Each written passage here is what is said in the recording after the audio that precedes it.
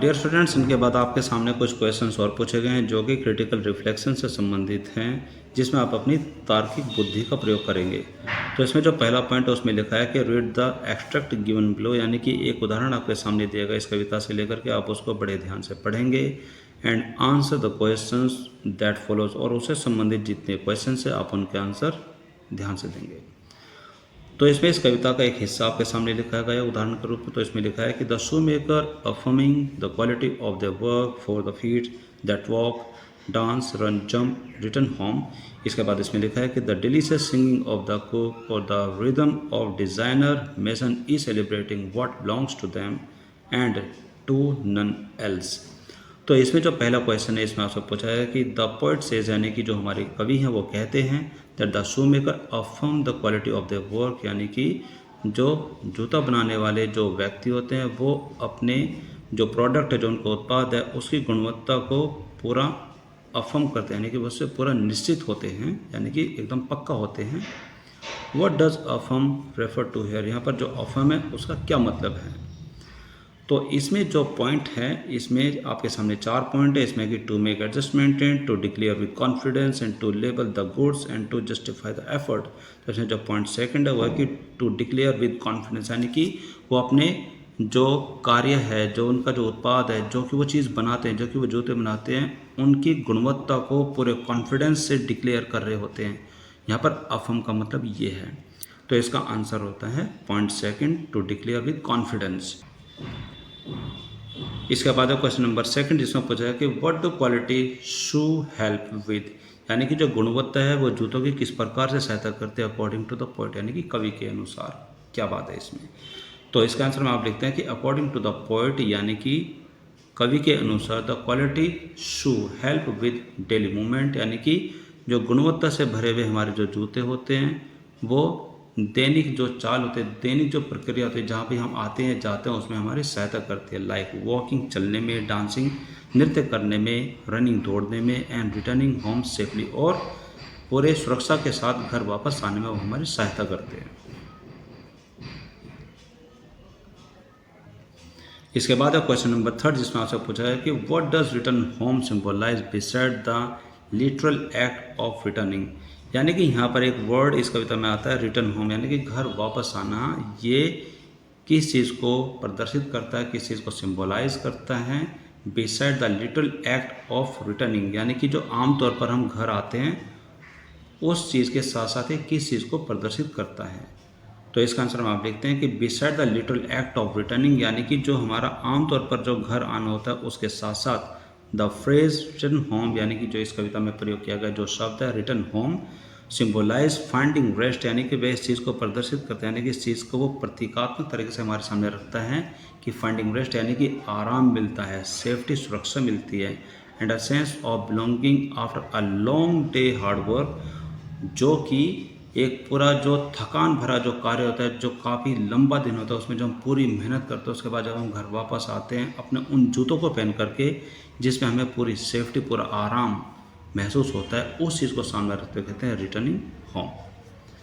इसके बाद है क्वेश्चन नंबर 4। क्वेश्चन नंबर 4 में आपसे पूछा गया है आपको करना क्या है कि आइडेंटिफाई द फ्रेज, यानी कि इस कविता में आप उन शब्दों को आइडेंटिफाई करेंगे, उन चीज़ों को आप ढूंढेंगे दैट टेल्स, जो कि मैं बताते हूँ that every workers contribution is distinct, यानी कि हर वर्कर का, हर कारीगर का, हर व्यवसाय का जो योगदान है वो बिल्कुल ही अलग है। तो इसके आंसर में आप लिखते हैं कि each celebrating what belongs to them and to none else, यानी कि हर एक व्यक्ति अपने अपने कार्य को सेलिब्रेट कर रहा होता है, यानी कि अपने अपने व्यवसाय को, अपने अपने हुनर को सेलिब्रेट कर रहा है, उसका उत्सव मना रहा है, उस हुनर का जो कि सिर्फ उनका है, ना कि किसी और का है। इसके बाद आपके सामने क्वेश्चन नंबर 5, जिसमें आपको एक सेंटेंस को कंप्लीट करना है, यानी कि आपको एक वाक्य को कंप्लीट करना है। इसमें लिखा है कि complete the following sentence with suitable words, यानी कि सुटेबल वर्ड्स यानी कि उपयुक्त शब्दों के साथ इस वाक्य का पूरा करेंगे। तो इसमें लिखा है dash for the best that walk dance run jump return home refers to. और यहाँ पर इसमें लिखना है आंसर में कि the shoemaker who crafts quality shoe that delight people with their comfort. अब इसमें लिखा है कि वह व्यक्ति शू मेकर होता है जो कि गुणवत्ता से परिपूर्ण यानी कि एकदम क्वालिटी से परिपूर्ण जूतों को बनाता है। दैट डिलाइट पीपल, जो कि लोगों को खुशी देता है विद देयर कंफर्ट, उनके आराम के साथ। यानी कि जो जूता बनाने वाले जो लोग होते हैं, जो शू मेकर होते हैं, वो क्वालिटी से भरी हुई चीज़ों को बनाते हैं, क्वालिटी से भरे हुए जूतों को बनाते हैं, जिससे कि लोग खुश होते हैं उन जूतों को पहनते हुए, जिनसे उनको आराम भी मिलता है। इसके बाद आपके सामने इसमें भाग 2 में कुछ क्वेश्चंस और भी पूछेंगे, जिसमें लिखा है कि आंसर द फॉलोइंग क्वेश्चंस, निम्नलिखित क्वेश्चंस का आप इसमें जवाब देंगे। जो पहला क्वेश्चन वही है कि व्हाई डज द पोएट से, यानी कि कवि ऐसा क्यों कहता हो, क्या कहता है कि I hear Bharat celebrating the world vocation I hear, यानी कि इसमें जो कवि बार बार ऐसा क्यों कहते हैं कि मुझे आवाज़ आ रही है कि भारत सेलिब्रेट कर रहा है, कि भारत एक उत्सव मना रहा है, जो कि अलग अलग प्रकार के जो व्यवसाय हैं, जो कि उनको उत्सव मनाने की आवाज़ उसके कानों में आती है। तो ऐसा हमारे जो कवि ऐसा क्यों कहते हैं। तो इसका आंसर में आप लिखते हैं कि द पोएट सेज सो, कि कवि ऐसा इसलिए कहते हैं बिकॉज, क्योंकि the work of common people, यानी कि आम लोगों का जो कार्य है, आम लोगों का जो व्यवसाय है, is full of energy and pride, जो कि पूरी ऊर्जा और पूरे गौरव से भरा हुआ रहता है। Which makes the whole nation happy, जिससे कि पूरा राष्ट्र, पूरा देश, पूरा भारत खुश हो जाता है। इसके बाद आपके सामने क्वेश्चन नंबर 2 इसमें पूछा है कि what does the electrician humming while getting ready for work suggest, यानी जो बिजली का कार्य करते हैं इलेक्ट्रिशियन, वो क्यों गुनगुनाते रहते हैं अपने कार्य के लिए तैयार होते हुए। तो इस चीज़ से वो क्या सजेस्ट करते हैं, यानी कि इस चीज़ का क्या सुझाव देते हैं। तो इसका आंसर में आप देखते हैं कि द इलेक्ट्रिशियन हमिंग सजेस्ट, यानी कि जो इलेक्ट्रिशियन होते हैं उनकी गुनगुनाहट इस बात का सुझाव देती है that the electrician is delighted and finds peace and joy in the starting their work day, यानी कि जो इलेक्ट्रिशियन हैं वो इस चीज़ को लेकर के बड़े खुश हो जाते हैं and finds peace, और उनको शांति और आनंद मिल जाता है in the starting their work day, यानी कि उनके दिन की शुरुआत में वो काफ़ी खुश हो जाते हैं, उनको बड़ी शांति और आनंद की प्राप्ति होती है। क्योंकि अगर आप इस कविता को पढ़ेंगे तो आप इसमें क्योंकि का भी इसमें जवाब मिल जाता है, क्योंकि वो हमारे जीवन को रोशन करने वाला कार्य करते हैं, वो हमारे जीवन में रोशनी लेकर के आते हैं ताकि हम काफ़ी खुश रह सकें। इसके बाद है क्वेश्चन नंबर 3 जिसमें आपसे पूछा गया है कि explain the significance of the line, यानी कि आपके सामने एक पंक्ति है, उसको आपको सिग्निफिकेंस यानी कि उसके महत्व को आपको बताना है। वो लाइन क्या है कि the voice of their vocation is the voice of their identity, यानी कि जो उनके कार्य की, जो उनके व्यवसाय की जो आवाज़ है वह उनकी पहचान की आवाज़ है। तो इस लाइन का क्या महत्व है। तो इसका आंसर में आप लिखते हैं कि द लाइन, यानी कि जो ये पंक्ति है, the voice of their vocation is the voice of their identity, यानी कि जो उनके कार्य की जो आवाज़ है वह उनकी पहचान की आवाज़ है। जो ये लाइन है इसका मतलब ये होता है मीन्स दैट कि अ पर्सन स्किल, यानी कि एक व्यक्ति का जो हुनर होता है, जो गुण होता है, एंड वर्क जो उसका कार्य होता है, आर द मोस्ट इम्पोर्टेंट, वो बहुत ही ज़्यादा महत्वपूर्ण होता है, ways through which they can communicate there identity, यानी कि उन सारे हर तरीके से जिसके द्वारा वो अपने कार्य को करते हैं और उससे अपनी पहचान को कम्युनिकेट करते हैं, यानी कि अपनी पहचान बताते हैं कि हाँ मेरा ये कार्य है और मेरी ये पहचान है कि अगर मेरे कार्य के अंदर कुछ गुणवत्ता आपको नज़र आती है तो यही मेरी पहचान है और यही आवाज़ मेरी पहचान है, क्योंकि मेरा व्यवसाय है। To others and tell them who they truly are, और वह हमें ये भी बताते हैं कि सचमुच वे क्या काम करते हैं और वो सचमुच में वे कौन हैं, जिससे कि हमें उनके कार्य के प्रति सम्मान नज़र आता है। इसके बाद आपके सामने क्वेश्चन नंबर 4 जिसमें आपसे पूछा कि डू यू थिंक, क्या आपको लगता है, the role of all the people, यानी कि उन सभी लोगों की भूमिका बिलोंगिंग टू डिफरेंट वोकेशन, जो कि अलग अलग कार्य करते हैं, is important in our daily life, कि क्या उनकी भूमिका, क्या उनका रोल हमारे जीवन में महत्वपूर्ण है। सपोर्ट योर आंसर, आप अपने आंसर को सपोर्ट करेंगे विद अ रीज़न, एक कारण बताते हुए। तो इसका आंसर में आप लिखते हैं कि यस, जी हाँ, the role of all the people belonging to different vocations is important in our daily life, यानी कि हमारी दैनिक जो दिनचर्या, दैनिक जो लाइफ होती है उसमें उन सारे लोगों का बहुत ही ज़्यादा महत्व है जो कि अलग अलग कार्य को करते हैं। बिकॉज, क्योंकि every worker provides a service, क्योंकि हर वो कार्य करने वाला जो व्यक्ति होता है वो एक प्रकार की सर्विस हमें देता है। वी नीड डेली, जिसकी हमें हर रोज़ ज़रूरत होती है, सच एज फूड, जैसे कि भोजन है, क्लोथ्स है, कपड़े हैं, शेल्टर है, शरण है, लाइट है, प्रकाश है, एसेट्रा। विदाउट दैम, उनके बिना our life would not function smoothly, उनके बिना हमारा जीवन आसानी से चल ही नहीं सकेगा। इसके बाद आपके सामने क्वेश्चन नंबर 5 जिसमें आपसे पूछा गया है कि why is the poet celebrating all the vocations in the poem, यानी कि इस संपूर्ण कविता में जो कवि हैं हमारे वो हर प्रकार के व्यवसाय को सेलिब्रेट क्यों करते हैं, यानी कि हर प्रकार के कार्य को, हर प्रकार के व्यवसाय को वो उत्सव की तरह क्यों मनाते हैं। Explain by example from your context, यानी कि इसमें आपको एक उदाहरण देना है इस कविता से संबंधित। तो इसके आंसर में आप लिखते हैं कि the poet celebrates these vocations, यानी कि जो हमारे कवि इन सारे व्यवसाय को सेलिब्रेट इसलिए करते हैं, इन सारे जो व्यवसाय इनको उत्सव के रूप में मनाते हैं क्योंकि because every worker takes pride in their specific craft and contributes to the nation's growth, क्योंकि उसमें जो हर एक वर्कर है, हर एक कारीगर है जो कि कार्य करता है, वह एक पूरे गर्व के साथ एक कार्य करता है इन देयर स्पेसिफिक क्राफ्ट, जो कि उनके अंदर एक हुनर होता है, उसके अंदर वो अपनी काबिलियत, अपना जो गुण है वो उनको सामने रखता है, कुछ चीज़ें बना करके। Contributes to the nation's growth, जो कि हमारे राष्ट्र की उन्नति में अपना योगदान देते हैं।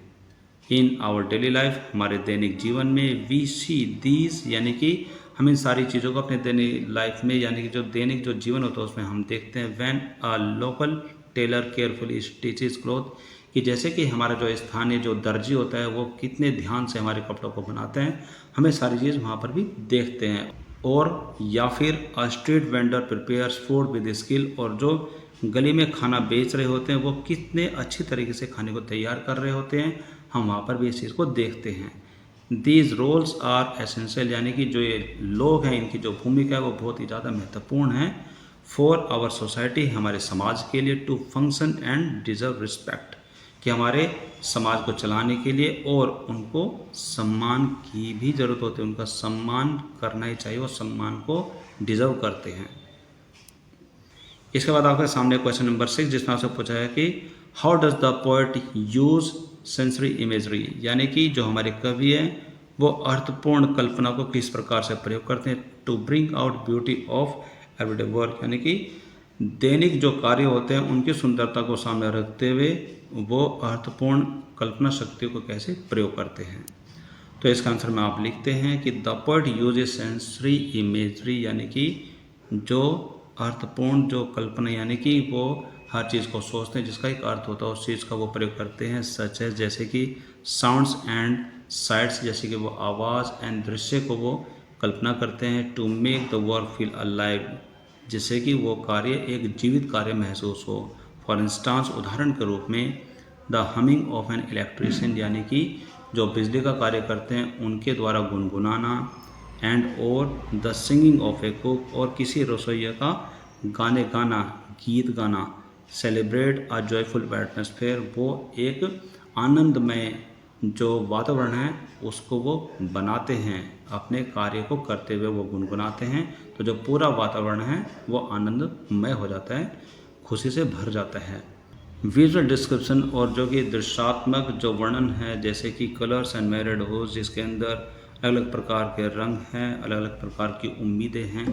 इन क्राफ्ट्स पर्सनस वर्क, यानी कि जो कारीगर है उसके कार्य में। शो दैट, वो ये प्रतीत करता है, यानी कि वो प्रदर्शित करता है कि everyday labour is not just a चोर, कि जो प्रतिदिन की जो मेहनत है वो ना कि एक प्रकार का यूं ही दैनिक कार्य है, ना कि एक प्रकार का आम कार्य है, but a beautiful art form, ये एक सुंदरता से भरा हुआ एक आर्ट है, एक कला है। इसके बाद आपसे पूछा गया है कि इसके बाद इसमें आपसे अगला क्वेश्चन पूछा गया है वोकेबुलरी इन कॉन्टेक्स्ट को लेकर के, यानी कि जो आपके पूरा चैप्टर है इसमें आपके सामने कुछ वोकेबुलरी से संबंधित भी कुछ क्वेश्चंस होते हैं जिसमें आपको शब्दों को सही तरीके से यूज़ करना आना चाहिए। तो इसमें जो पहला क्वेश्चन वो ये है कि पीपल ऑफ डिफरेंट वोकेशंस, यानी कि जो लोग अलग अलग प्रकार के जो कार्य करते हैं, व्यवसाय करते हैं, are being described in the poem, इस पोएम में उनका वर्णन दिया गया है, यानी कि उनके बारे में बताया गया है।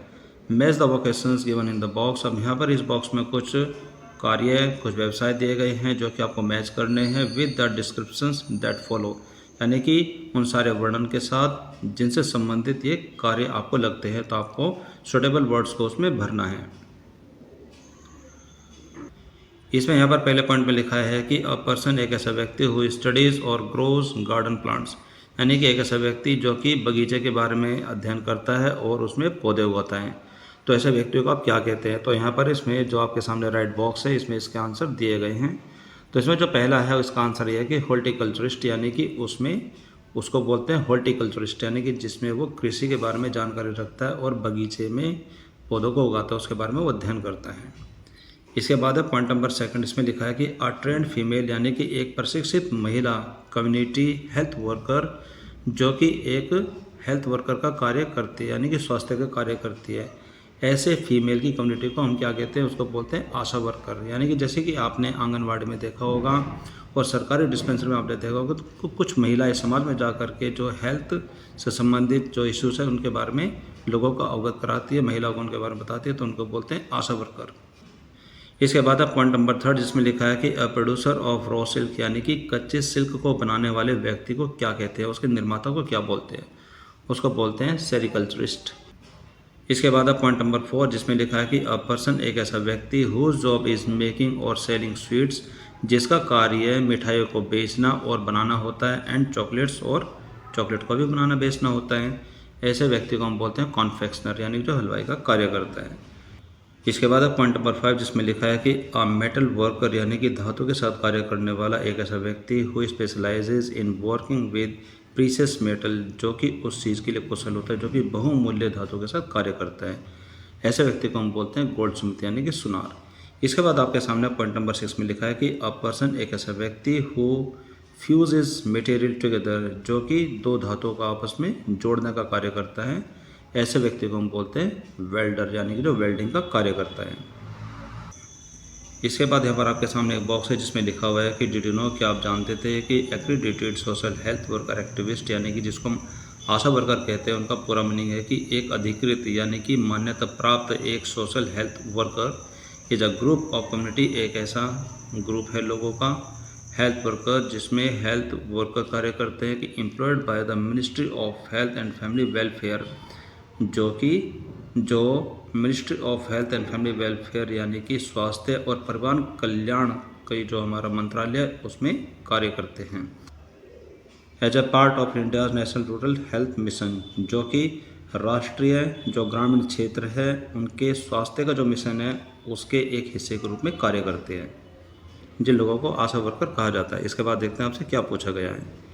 इसके बाद आपके सामने है क्वेश्चन नंबर सेकंड, जिसमें आपको क्या करना है, इसमें बताया गया कि identify the words from column number 2, यानी कि कॉलम नंबर 2 में से आपको शब्दों को पहचानना है। That is not the synonym of the word given in column number 1,